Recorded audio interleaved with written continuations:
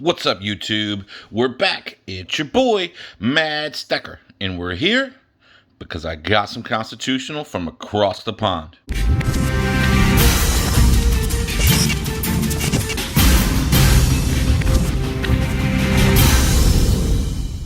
Hey guys, welcome back. I don't know if you can call it constitutional because their silver wasn't based on a constitution, at least not that I know of. I'm sure some people will let me know down below. But my good buddy, I had one or two random pieces, and then my good buddy Gunnarsson sent me some, like a crown and a half crown, and I think a shilling or something along those lines. And I love U.S. constitutional, or junk silver, if you will. So then it's like, wouldn't it be cool to have some from Canada and in UK and even Mexico and all this other stuff? So I've started to build a little bit of a Canadian dime and quarter stack. I don't have a bunch of Canadian dollars, or I don't even know if they had half dollars in silver, but I would like to get some of those as well. And then just from all different sorts of places. So old world silver, whatever you want to call it, monetary silver, when people were actually still using silver coins in everyday transactions. So my buddy AG Chopsticks has a great relationship with his LCS and can very often get some good deals. And he passed y'all saw the Canadian video I had where I got a bunch of Canadian junk from him, and now he has found me some from the UK. Gunner actually found some as well. I think I was a little late responding to his. And also, even if you're getting it close to melt from across the pond, by the time you pay to ship it, it's definitely not close to melt. So I definitely think I got a really good deal on this. Thank you, AG Chopsticks. You are the man. And I'll tell you a little funny story. I've had two other videos from AG Chopsticks before. And both times, he put a sticker in there, and I didn't find the sticker until after the video. So the first time, it was kind of funny, and the second time, he's like, "Did you miss my sticker again?"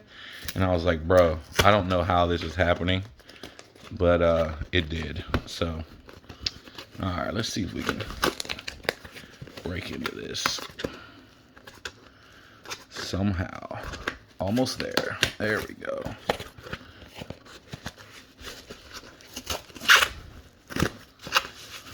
Alright, let's get rid of the bubbles. More bubbles. There's the good stuff.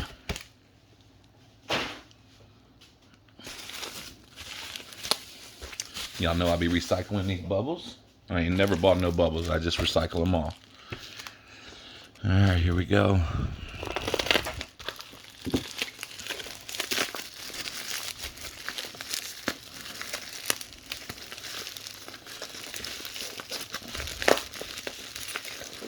So if I'm not mistaken, this is all 50%. This is all 50% silver. Man, that's a good bag. I wonder if I can save that bag and get this tape off without destroying the bag. Let's see. We'll start here, like a surgeon. Yeah, that's a good bag.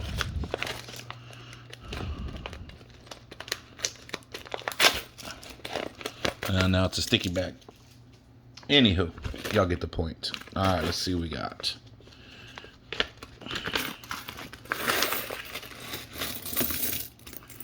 Wow.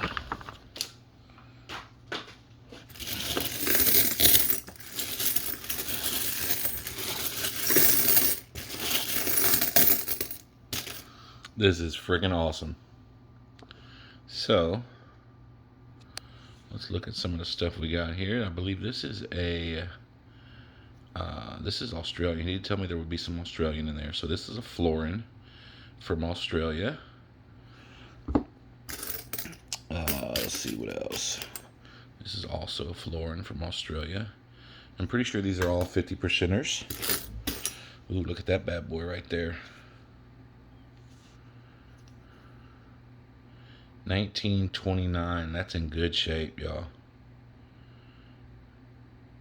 This is a, is that a crown? Yeah, this is a half crown. Okay. So we got a half crown. Let me zoom out a little bit. All right, I'm looking for some of the bigger ones first, just because those are more fun. This is another half crown from 1941. See the size difference in the Australian florin and the British half crown, but very similar type coinage. And they very likely had a lot of the same designers and things like that. Back in those days, everybody was copying everybody else, even the American money.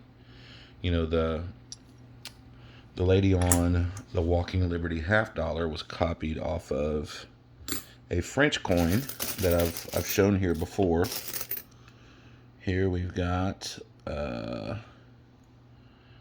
this is a 2 shilling piece from 1941. That is awesome. And this is, I'm assuming this is English because of, let me see. Yeah, that was the English King George. Oh, I guess that's BR there. GBR would be for Great Britain, possibly. I don't know the answer to that for sure, but all right. So that's a 2 shilling. I didn't realize the 2 shilling coin was that big. Man, what a lot of fun stuff. All right, 1944 6 pence. Also Great Britain. This is a 1939 6 pence.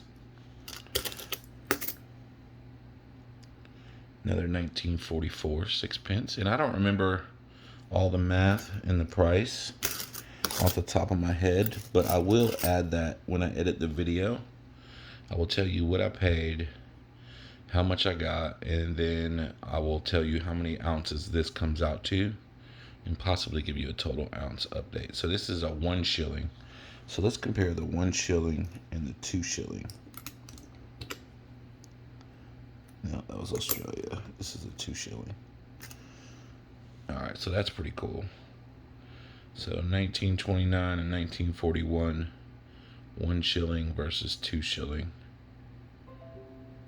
Pretty sweet. Pretty sweet.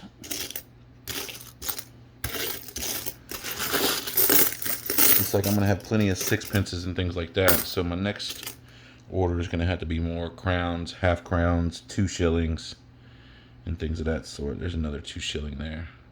1940.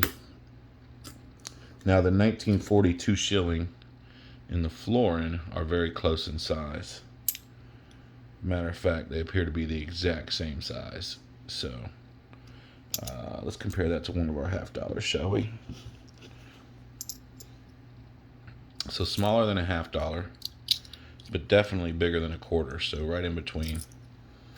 And maybe somebody out here knows. I've been asking people a lot lately, because as I get this foreign junk silver, if you will, I would like to be able to keep it in tubes. But the problem is I can't find tubes specifically for these coins. Now, I found information on what's the best US coin to use for these different pieces, but I feel like that's like, oh, well, you know, I can use a 40 on a 38 millimeter coin capsule, but you know, you want one that fits right? What year is this? 1920. Wow. So my thing is, oh, that's a good looking 1 shilling right there. Look at the detail on that one. That one's in much better shape. 1932. My thing is, are there people over there not collecting coins the way we are over here? Like, how is that even possible? I just can't believe that's not happening over there. And surely people in Great Britain aren't having to store their coins in US denominated coin tubes. I mean, that just wouldn't make sense. Now, I could see for a smaller country, maybe that being the case, because there's not going to be enough people to buy them, so nobody's producing them. But I just can't believe that would be the case here. So if any of you guys know anything about Canadian, Australian, United Kingdom, Mexican coin tubes, please let me know, because I am interested in figuring out where I can buy those.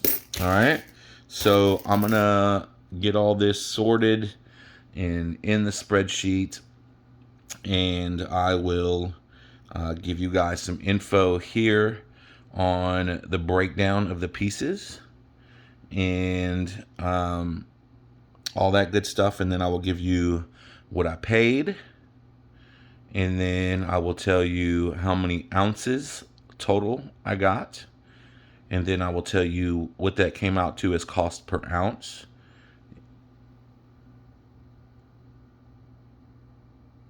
And then I will try to give you an update on my total year-to-date stack, or life-to-date stack, whatever you want to call it.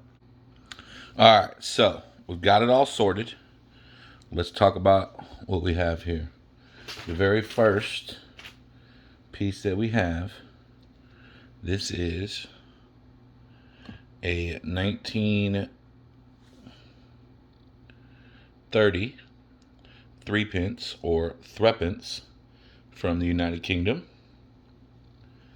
This is, and these are all 50% silver. So this is a 1951 3p from Australia. Then we've got a 1958. Oh. So you can drop junk silver, it's fine. 1958 6p from Australia. If you look here in the banner, it says Advance Australia in the banner. All right, so these can be a little confusing because they've got, King George the Sixth and Queen Elizabeth II on them, no matter where they're from. So this next one, this is a New Zealand 6p. And I did look up mintages on all these. As you can see, like, I literally wrote down mintages, but then I thought that would just be way too much information to give you guys all in one video. Maybe one day I'll go back and do like an individual short or something for all the different pieces or something like that. So I've got a 1937 and a 1940, I'm sorry, that is 42, 1942 New Zealand 6p. All right. So then we get into the British 6p, which is, this style was from 1937 to 1952. And this is King George V. Okay. So, these have the lion on them, and I've got I'm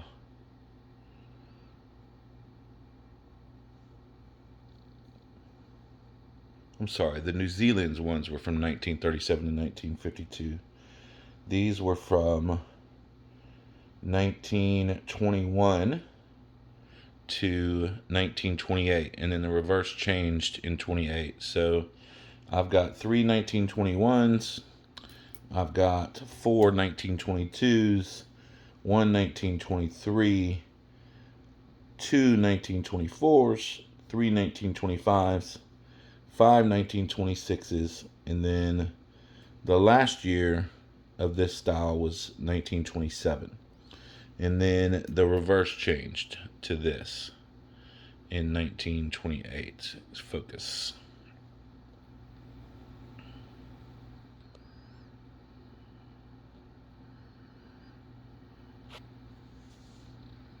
There you go. So I've got 4 of the 28s.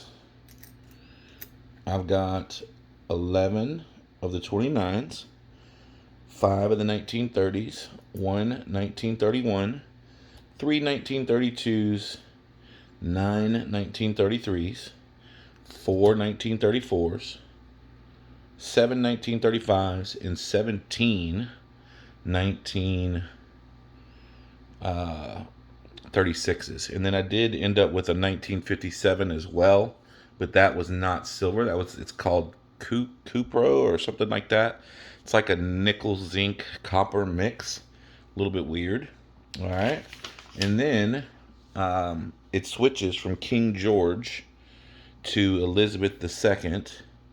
And at that point, they changed not just the obverse. Wait, hold on. That's not right. Hold on. Give me a second.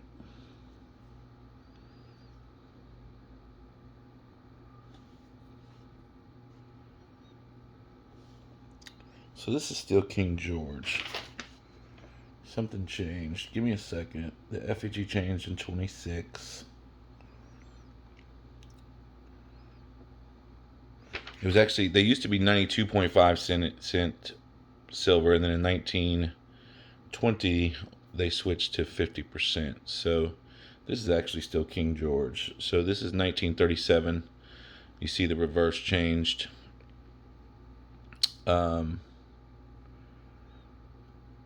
This might have been when they switched to like a combination. They went from British to UK, I believe, possibly. I'm sure people will tell me in the comments.